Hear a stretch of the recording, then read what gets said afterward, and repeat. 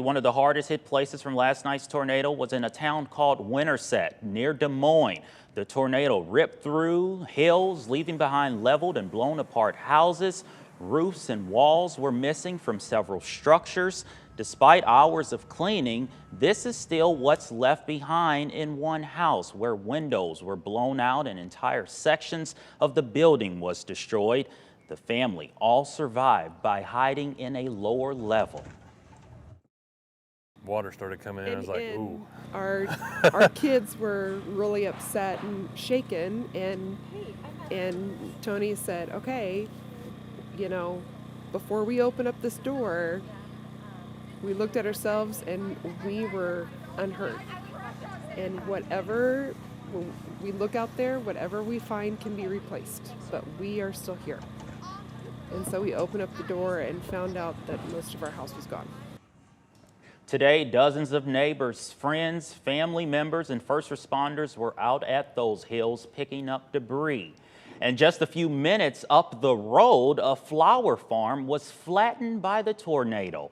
Take a look at the cleanup efforts underway that began early this morning at Pepper Harrow Farm in Winterset. The fields and greenhouses on the 20-acre flower farm were flattened and ripped apart. The family's house remained largely untouched, though. Crews and neighbors were cutting up fallen trees and clearing debris from the trees left standing. And a little overwhelming with the cleanup that needs to take place, and it's just crazy seeing something that was just so lush just completely flattened, you know, and not to see any of our structures that we're used to looking out at and that we worked so hard over these last 11 years to build. It's really hard. The O'Neill family says it will take them years to rebuild and replant the farm, but they're just thankful for their safety and to be able to sleep in their own beds tonight. And Iowa Governor Gov Reynolds has issued a disaster proclamation for Madison County, the area where that took place, to help in recovery efforts. Governor Reynolds toured the area today and noticed the outpouring of support. 200 to 300 Iowans, not only from Madison County and Winterset, but from communities and towns all across the state that were on the ground the minute it was light and they could start helping.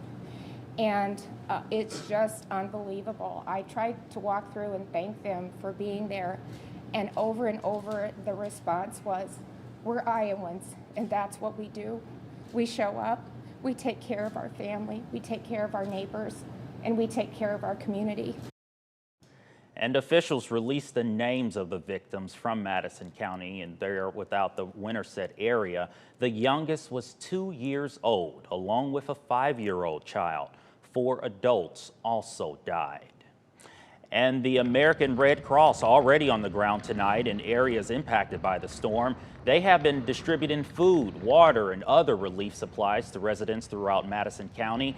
They say they're working with local officials to help support shelters in the area. And closer to home, even though that was the worst part of the storm, we still had some powerful winds come through our area. Let's take a look at our News 8 photo gallery from what you sent us of the storm. This video here really shows the gusty winds. This is out in the Sterling Rock Falls area from our partners at Sauk Valley Weather. Not only do you notice the flag whipping, this next camera shot that you're about to see also caught the power going out at the intersection. Take a look at that. Wow.